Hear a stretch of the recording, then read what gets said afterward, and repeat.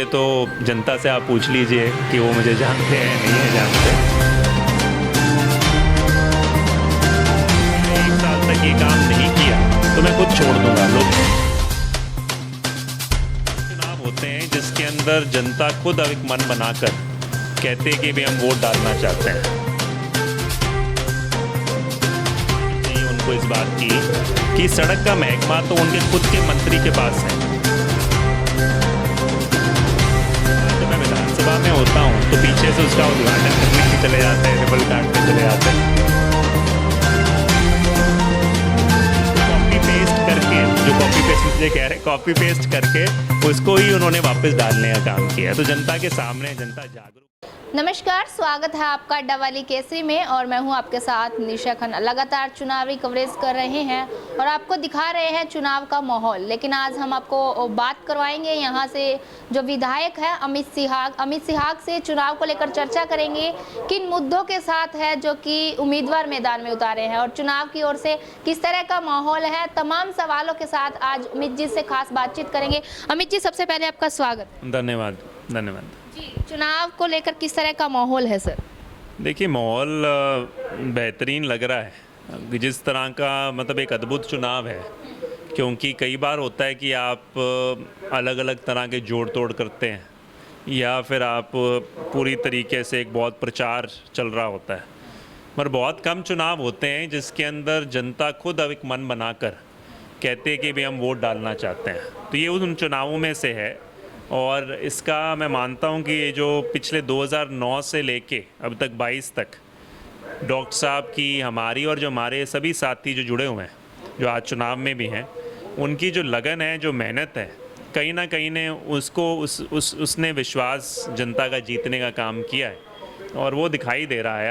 आज मतलब जनता खुद कह रही है कि भी हम देना चाहते हैं, हम मौका देना चाहते हैं इसको। तो मैं उम्मीद है, पहले 2 बार कांग्रेस समर्थित मतलब यहाँ पर बनी, पर वो बड़ी, क्योंकि उसमें इस बार इंडिपेंडेंट चेयरमैन का चुनाव है, पिछली बार ये कमियां रही, बड़ी नज़दीकी, बड़ा टूट फूट रहा, जोड़ तोड़ रहा, तो पूरी तरीके से जो हासिल करना चाहते थे वो नहीं कर पाए।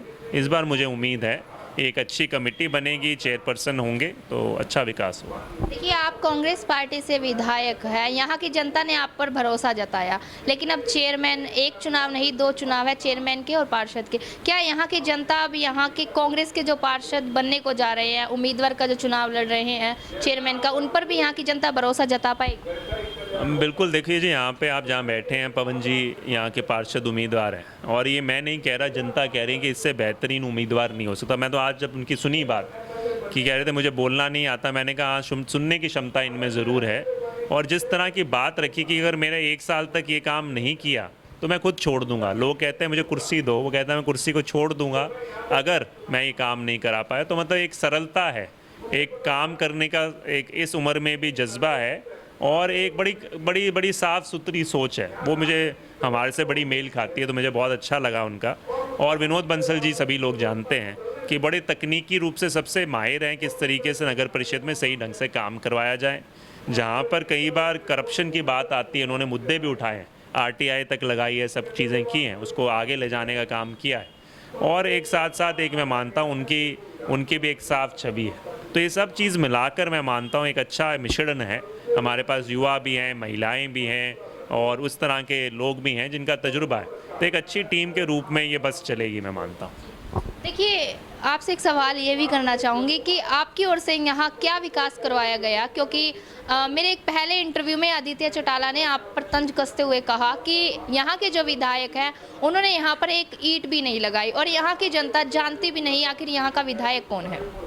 देखिए, ये तो जनता से आप पूछ लीजिए कि वो मुझे जानते हैं नहीं है जानते।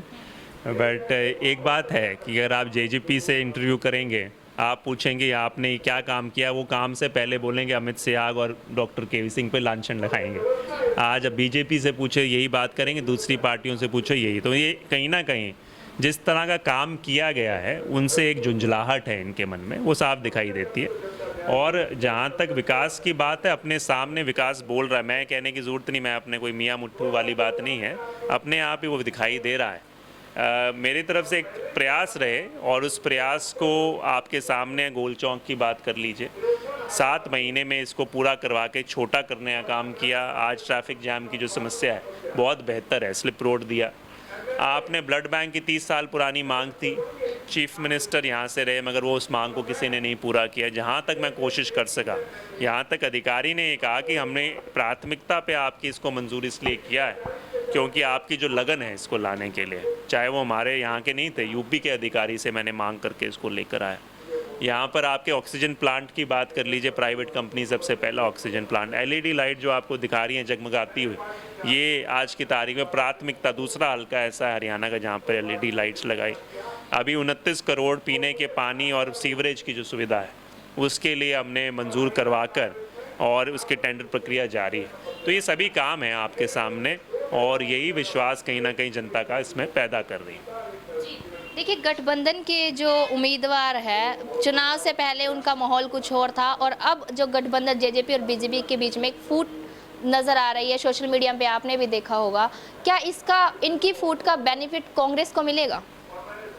देखिए, वो जनता तय करेगी, मैं इसको इसी प्रिज्म से नहीं देखता, बट मैं ये मानता हूँ कि सभी पहले दिन से हम ये कहते रहे, हमारा लीडरशिप भी कहता रहा है और जनता भी कह रही है कि जो पार्टी, एक पार्टी कहती थी कि हम इनको यमुना पार कर देंगे, मतलब जो जजपा थी वो कहती थी भाजपा को हम यमुना पार कर देंगे चुनाव से पहले, और ये जब चुनाव हो लिए तो वो दोनों पार्टियां गठजोड़ कर बैठी। तो वो ये गठबंधन जो था केवल स्वार्थ का गठबंधन था, और जब स्वार्थ का गठबंधन हो तो वो ज़्यादा लंबा नहीं चला जाता। इसमें सिद्धांत का नहीं था, स्वार्थ का गठबंधन था। यहाँ पर भी ये दिखाई दिया सही मायने में दोनों पार्टियों का जो स्वार्थ है, तो उन्होंने देखा मेरा स्वार्थ पूरा नहीं हो रहा तो मैं कहीं ना कहीं इनको लात मारने का, पहले इन्होंने कहा कि हम दोनों, भाजपा ने कहा कि हम गठबंधन नहीं करेंगे, जजपा ने कहा कि हम अपना उम्मीदवार फिर उतार दिया, उसके बाद कहा कि हम गठबंधन करके बैठ गए, फिर उन्होंने एक कॉमन उम्मीदवार उतार दिया। अब भाजपा के जो मेन नेता वो कहते हैं कि भाई हम इस गठबंधन को नहीं मानते। तो आज अगर इस तरह का उपहास जनता के साथ सत्तारूढ़ पार्टी कर रही है तो किस तरह का गठबंधन है? एक तरीके से ठगबंधन है ये, जहाँ पर लोग किस तरीके से लूटा जाए जनता को, वो प्रयास रहा। आपके सामने स्कैम्स हैं, यहाँ पे 6 सड़कें ऐसी हैं जिनको राष्ट्रपति के पास कंप्लेंट भेजी गई है। खुद जो भाजपा के ये ज़िला अध्यक्ष हैं, इन्होंने खुद एक बात कहा कि 18% कमीशन लिया जा रहा है महकमों में, जिसमें एक महकमा भाजपा के पास है, एक जजपा के पास है। तो इस तरह की जो सोच के साथ चुनाव में जा रहे हैं, आए दिन करप्शन की बात होती है। तो मतलब आपके सामने है, जनता को इनका जो सही रूप है उनके सामने है। अब फैसला जनता ने करना है कि किस तरह की राजनीति को आगे बल देना चाहते हैं। सर, आज के कार्यक्रम में जेजेपी के जो यहाँ से जिला अध्यक्ष है, उन्होंने आपके और आपके पिताजी पे भी तंज कसा है। उन्होंने कहा है कि आप लोग कॉपी पेस्ट का कार्य करते हैं, कार्य उनकी तरफ से करवाए जाते हैं, पास करवाए जाते हैं, लेकिन उससे पहले ही आप लोगों की तरफ से है जो कि मीडिया के माध्यम से पहले ही लोगों तक पहुँचा दिया जाता है। देखिए, मैंने अभी आपको बात कही कि जब उनसे सवाल कुछ भी किया जाता है वो उनकी बात आके अमित शाह और डॉक्टर केवी सिंह जी पे ख़त्म हो जाती है, और वो कारण है कि एक झुंझलाहट है। जो काम और विकास देख रहे हैं उनको विकास से मतलब नहीं है, उनको है कि भी ये विकास विपक्ष में होके विधायक कैसे करवा रहा है, क्यों करवा रहा है। उनको है कि जनता को हम दबा कर रखें, शोषण करें, ताकि बस उसी में दायरे में जनता रहे। ये सोच के साथ है, वो मानसिकता है उनकी। जहाँ तक वो बात कहते हैं तो मैं उनको सिर्फ आप लोगों को खुद खुली छूट देता हूँ कि आप जाइए मेरा पिछला सोशल मीडिया प्रोफाइल देखिए, जो काम मैंने किया, बल्कि शर्म आनी चाहिए उनको इस बात की कि सड़क का महकमा तो उनके खुद के मंत्री के पास है, उनके पार्टी के लीडर के पास है। सबसे पहले अमित शाह सड़कों की मांग लेकर उनके पास जाता है, उनके लीडर के पास, फिर उनको याद आता है कि भी वो मेरे पास, मेरे मंत्री के पास, मेरे नेता के पास ये महकमा है। उन्हीं सड़कों में थोड़ा फेरबदल करके वो एक हफ्ते बाद, आप ये फेसबुक पे जाके सोशल मीडिया पे देखना, अपने आप ही आपको सारे श्रृंखला वाइज, मैं यहाँ पर कुछ मास्क या कुछ देने की स्कीम चलाता हूँ, तो एक हफ्ते बाद उनको ध्यान आता है कि हमें भी कुछ ऐसा करना चाहिए। हम यहाँ पे ब्लड बैंक मैं मंजूर करवा कर ले आया, उसके बाद जब मैं विधानसभा में होता हूँ तो पीछे से उसका उद्घाटन करने के चले जाते हैं, रिबल काट ले चले जाते हैं। और आप ऐसी बहुत सारी चीज़ें हैं, जो चीज़ हमने, जिसका भी मैंने काम शुरू किया या आगे बढ़ाया, उसका आप उनके खुद के फेसबुक पे जाकर देखेंगे, 1 या 1.5-2 हफ्ते बाद उसी को चीज़ को कॉपी पेस्ट करके, जो कॉपी पेस्ट मुझे कह रहे हैं, कॉपी पेस्ट करके उसको ही उन्होंने वापस डालने का काम किया। तो जनता के सामने, जनता जागरूक है, कौन क्या कर रहा है। अगर इतने ही काम हैं, आज की तारीख में यहाँ तक हो गया था सब्जी मंडी का जो मामला चल रहा था, दुकानों को शिफ्ट करवाने का नई सब्जी मंडी में, उसका लेटर अमित शाह के हाथ में है। सरकार उनकी है, महकमा उनका है, और वो कहते हैं कॉपी पेस्ट मैं कर रहा हूँ। फिर जिस दिन मेरे पास लेटर आ गया, उनको पता चला, तो सुबह सुबह वो जाके सभी में व्हाट्सएप में डालते हैं कि हमने करवा दिया। उनको पता चला कि लेटर तो उनके हाथ में आ लिया। तो आपके पास है ये, मतलब इसमें कोई कहने की बातें नहीं है। अमित शाह को कोई कॉपी पेस्ट करना हो तो कॉपी पेस्ट मैं ये कर देता हूँ कि भाई जो आपने बुढ़ापा पेंशन कही थी 5100 की, मैं आज ही कॉपी पेस्ट करके डालता हूँ, इसको कॉपी पेस्ट मान लो, वो कल ही लागू करवा दीजिए, तो मैं तो खुश हो जाऊँगा कि अमित शाह ने आपका कॉपी पेस्ट किया, आप उसको पूरा कर दो। मैं कॉपी पेस्ट कर लेता हूँ। उनके घोषणा पत्र में लिखा हुआ था कि भाई हम यहाँ पर वो जो ये न्यू पेंशन स्कीम है उसको ख़त्म करके ओल्ड पेंशन स्कीम लागू करेंगे कर्मचारियों। वो उनकी घोषणा पत्र में आज ही कॉपी पेस्ट रात को कर देता हूँ, उसको कल तक पूरा करवा दीजिए, फिर मैं आपको बधाई दूंगा कि अमित शाह ने कॉपी पेस्ट किया। तो देखिए, जनता जागरूक है यहाँ पर। आज की तारीख में आप उनको मूर्ख नहीं बना सकते, और क्या बारी बारी उनकी झुंझलाहट है हर बार एक कॉपी पेस्ट बोलने की। बट आगे जो ओरिजिनल काम हो रहा है वो आपके सामने है। कॉपी पेस्ट कौन है वो जनता उनके फेसबुक प्रोफाइल पे जाकर देख सकती है। तो सर, क्या इस निकाय चुनाव में सरकारी तंत्र का इस्तेमाल हो सकता है? देखो, आपके ये कह लीजिए कि 50% मेरे ख्याल से जो पोलिंग बूथ हैं संवेदनशील यहाँ पर घोषित किए गए, तो कहीं ना कहीं लगता है इनको कि भी कहीं ना कहीं इस तरह का माहौल इस सरकार की तरफ से हो सकता है। तो बाकी तो मैं कह रहा हूँ कि हमारी तो सोच यही है कि डॉक्टर साहब और हम हमेशा से एक स्वच्छ राजनीति के प्रतीक रहे हैं। हमारी सोच रही है कि जनता खुलकर वोट डाले, अपना मत डाले, और उसको हम स्वीकार करते हैं। तो यहाँ पे मैं तो यही अपील करूँगा, सुख शांति से चुनाव करवाया जाए और एक प्रजातंत्र को मजबूत करने वाला चुनाव होना चाहिए। सर, चुनाव इतना बड़ा नहीं है, निकाय चुनाव ही है, लेकिन विपक्षी पार्टियों की ओर से पैसे के दम पर भी ये चुनाव लड़ा जा रहा है। देखिए, हम विपक्ष में ही हैं, हमारी तरफ से ना कोई पैसे के, हमारे तो बल्कि आप जितने बाकी लोगों का जो यहाँ पे धन बल का पिछले कुछ समय से लग रहा है सिस्टम, अपने तो साधारण रूप से आप पवन जी का ही देख लीजिए कि साधारण रूप से यहाँ काम कर रहे हैं। तो हमारी कभी मानसिकता और सोच नहीं रही, क्योंकि ना वो कमाने की रही और ना इस तरह का मतलब जो इस तरह की राजनीति करने की रही। हमारा सीधा मत है कि आप काम करो, जनता के बीच में रहो, जनता की सेवा करो, और उसके बाद जनता अपना फैसला ले लेगी। मुझे पूर्ण विश्वास है कि जनता सही मत डालते हुए कांग्रेस पार्टी समर्थित उम्मीदवारों पे भरोसा जताएगी।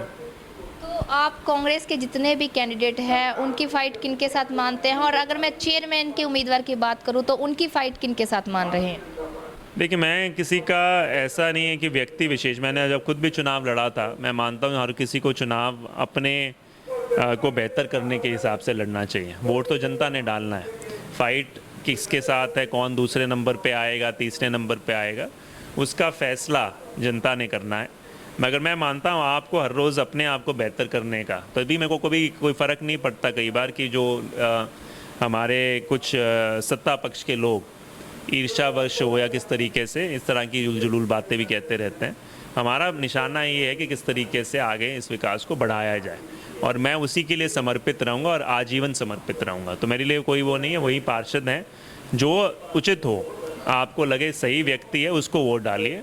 हमने कुछ अपनी एक 21 लोग खड़े किए हैं, उनमें जो आपको बेस्ट लगे हमारे, उनके अंदर वोट डालिए। अगर हमारे चेयरपर्सन में आपको लगता है ऐसे गुण हैं कि सही मायने में तजुर्बे के साथ इस चीज़ को चला सकते हैं, तो उनको वोट डालिए, और यही अपील लेकर चल रहे हैं।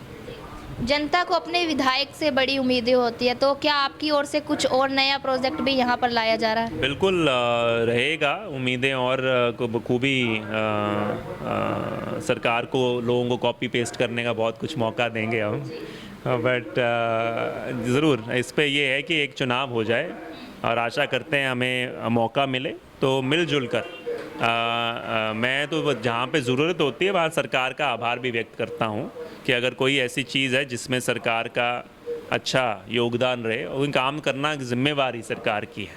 बतौर विधायक मेरी जिम्मेवारी है उस काम को बखूबी कई चीज़ें खुद मैं सोच के जो है कुछ चीज़ें चल रही हैं उनको तीव्र गति दिलाने के लिए करता हूँ।